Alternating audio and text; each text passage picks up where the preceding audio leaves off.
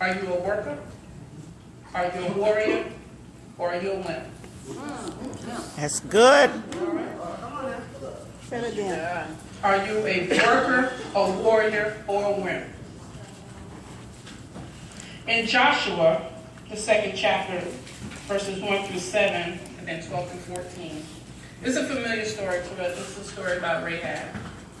And it reads, and Joshua the son of Nun sent out to Shittim to men to spy secretly, saying, go view the land, even Jericho. And they went and came into the harlot's house named Rahab and lodged there. See, most of us get caught up in whose house they went to. And it was told the king of Jericho, saying, behold, there came men in hither tonight of the children of Israel to search out the country. And the king of Jericho sent unto Rahab, saying, bring forth the men that are come to thee, which are entered into thine house, for they be come to search out of all the country. And the woman took to 2 men and hid them, and said thus, there came men unto me, but I wist not hence they were. He said, I ain't telling where y'all was. And it came to pass about the time of the shutting of the gate, when it was dark and the men went out, whether the men would not, pursue after them quickly, for ye shall overtake them. But she had brought them up to the roof of her house, and hid them in the stalks of the flax, which she had laid in order upon the roof. And the men pursued after them the way of Jordan unto the fords. And as soon as they which pursued after them were gone out, they shut the gate. Then 12 through 14 says, now therefore I pray you, swear unto me by the Lord, since I have showed you kindness, that ye will also show kindness unto my father's house, and give me a true token. And that we will save alive my father and my mother and my brethren and my sisters and all them they have, and deliver our lives from death. And the men answered her, our life for yours. If ye utter not this our business, and it shall be, when the Lord hath given us the land, that we will deal kindly and truly with thee. What is a worker?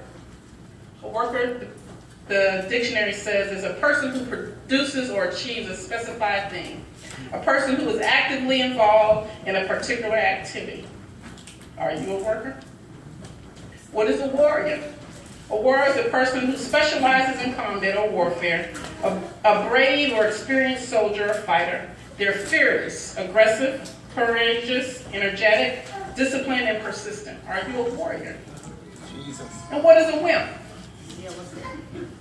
A weak, cowardly, and unadventurous person. One who fails to do or complete something as a result of fear of lack of confidence. Take a minute and consider your position.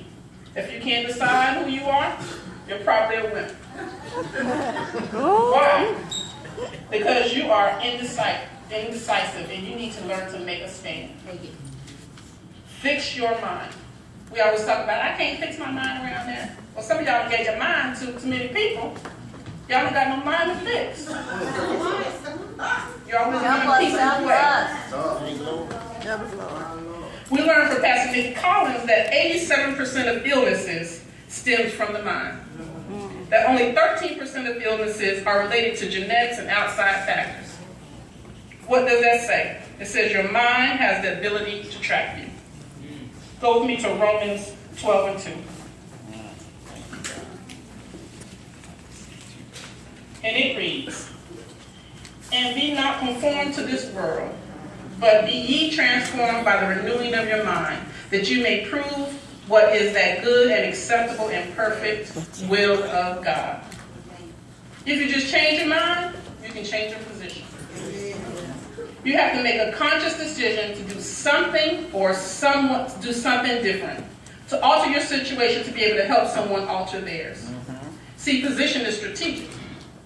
In a war, you have to know your position and the position of the enemy at all times.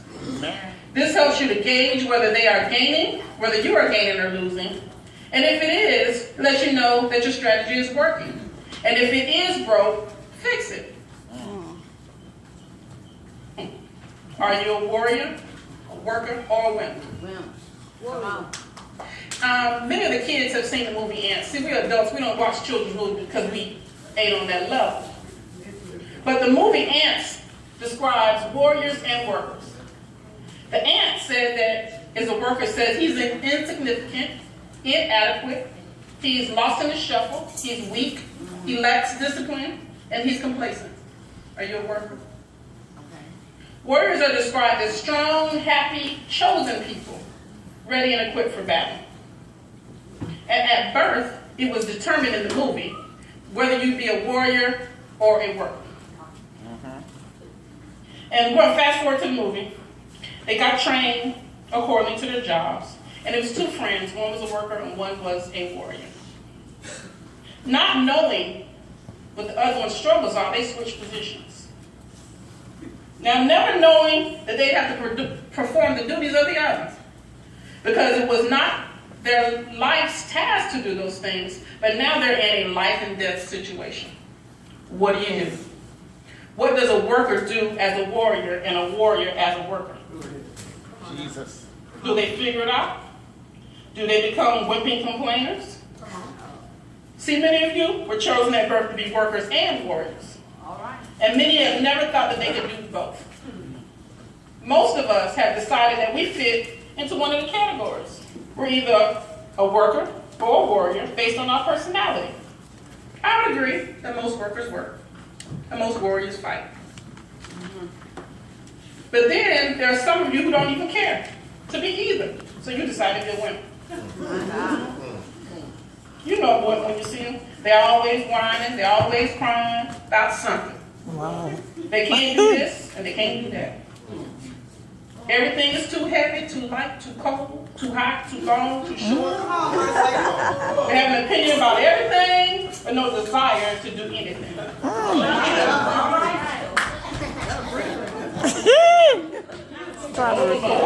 They usually do nothing when work is being done, and nowhere to be found when fighting is going on. They are scared to do anything because someone may remember that they did something and ask them to do it again. Are you a worker, a warrior, or a wimp?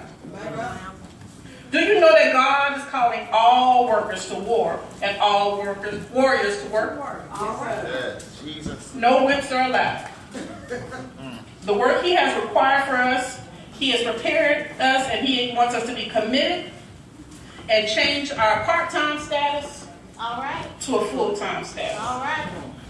You know, in the military, they got these, they call them weekend warriors. You know, I don't want to offend nobody because I appreciate the military. Thank you, Lord, I'm free. But you can go 2 weeks a year, however many weeks a month and all that. And they got some who's active duty, who go all the time. There's some benefits to active duty. All right. Yes, sir. All right. See, when your worker and your warrior isn't activated, you're only half ready for battle and vice versa. You need both to be effective in war. You got to work and fight. Working warriors have drive. If you're not driven to serve while fighting, you haven't reached your full potential. See, there are some benefits to being on active duty and working warrior. Everyone has a place, and there's a place for everyone. So what happens when your battle calls you different? Calls you to be different? Do you adapt? Or do you decide to run away? Let's consider the war. First, you got to know who your enemy is. You think the king knew that Rahab was a spy? See, y'all thought the spies came to Rahab, but y'all didn't know that Rahab had changed position. That's right. See, we were looking at who she was, where she lived, and didn't know that she had switched sides on the king. And she was trying to protect her family. And that's why they were searching for them. And the problem is that we think our enemies are evil, mean-spirited people, the individuals who dig in ditches for us every day, and we can recognize them easily. But you don't know that there's spies in your camp and they're your family. Come on now. The enemy doesn't care who he uses and why he uses them. I call them frenemies myself. They're your friends that are pessimistic. They never have anything good to say about anyone, anything. Complains all the time. They have hidden agendas, and we put up with them because what? We know them our whole life. And they seem to be harmless. But don't you know frenemies will kill you? That's right. Thank you, Lord. Why? Because they're using guerrilla warfare on you. Yes. They're infiltrating your camp and ambushing your prayers, your relationships, your programs, your celebrations. They seem harmless, but they're derailing your success just because of who they are. Wow. Secondly, you need to shut up and listen. Some of y'all talk too much. All right. You tell everything you know to everyone you know. If you quit talking, no one will know what God has planned for you. Not everyone should be inside information, have inside information. God is waiting for you to stop questioning the process so that he can give you instruction. Go with me to Jeremiah 33:3. See, sometimes y'all need something else because y'all don't believe what people tell you, so I'll give you what God says. He says, call unto me, and I will answer thee, and show thee great and mighty things which thou knowest not. You ain't got to know everything, he know everything. That's right. Thirdly, plan. Seek God for his plan.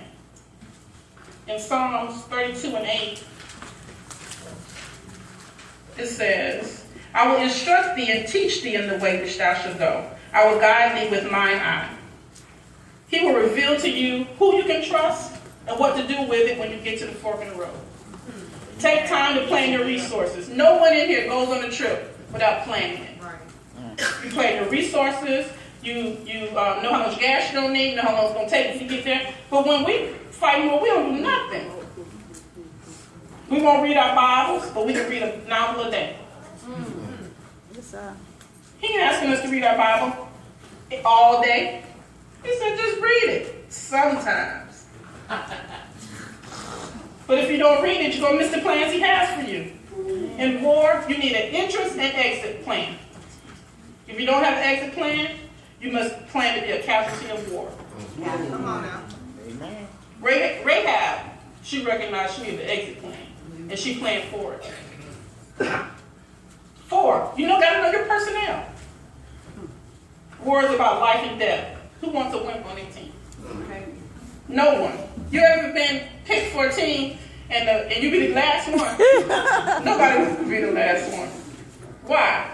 You're the last one because you're always complaining. You sabotaging things. You got something negative to say all the time because you ain't planning. So it ain't going to work. You ain't going to support it because it ain't your plan. No one wants you and nobody want to be bothered. Check your attitude. Your perception is everything. I'm amazed about how many patients, I work at the cancer center, how many patients can have the same disease, but one flourishes and one dies. Why? Because their attitude. Oh, I got cancer, I'm going to die. Uncle Gene had cancer, he said, I'm going to live. You got to make a decision to live and not die. Because perception is everything. Make sure your allies know your purpose. And they're praying for you and working towards the same goal. See, sometimes y'all ask these folks to pray for y'all. And they ain't praying for the same thing y'all praying for. Come on now. That's right. Amen. And then you wonder why your stuff is going crazy. Because you allow somebody into your camp that don't belong there. Fight to win every battle. I hate to break it to you, y'all. But there are casualties in war. And sometimes they are your family and friends. Yes. Amen. It's going to be hard. But you got to trust God to reveal to you what to do. Proverbs 3:5 says,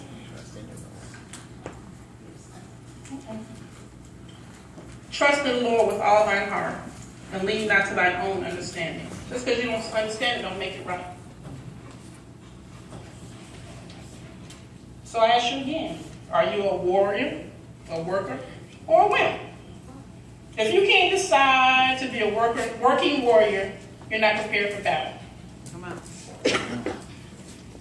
And Romans 12:2 again says, and be not conformed to this world, but to be transformed by the renewing of your mind, that ye may prove what is that good and acceptable and perfect will of God. Just change your mind.